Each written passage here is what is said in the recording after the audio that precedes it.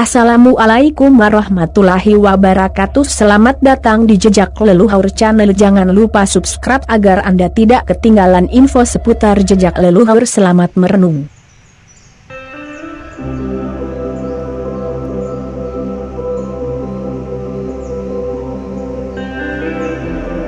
Kali ini saya persembahkan satu lagi tempat yang diyakini berkaramah, yaitu makam Syekh Ronggokusumo yang beralamatkan di Kajen Margoyoso, Pati, Jawa Tengah. Mbah Ronggokusumo adalah waliullah yang terbukti karomahnya. Di samping beliau memberikan berkah untuk orang-orang sekitar yang dagangannya laris manis karena dilarisi oleh pengunjung, beliau juga membawa karamah pada orang-orang yang dari luar kota. Contohnya juga terbukti banyak orang berziarah ke beliau dengan rombongan membawa bis besar, secara tidak langsung memberi berkah kepada pengusaha transportasi. Bagi Anda semua yang ingin bertawasul kepada beliau, silahkan sowan atau datang menziarah langsung ke makam beliau dengan lantaran atau bertawasul kepada beliau, insya Allah akan diberkahi dan atas rahmat Allah Subhanahu wa Ta'ala apa yang Anda minta bisa makbul. Dengan logika Anda mendoakan beliau, maka beliau pun akan mendoakan Anda. Selain itu, mendoakan orang yang sudah meninggal secara tidak langsung Anda akan mendapatkan nilai ibadah.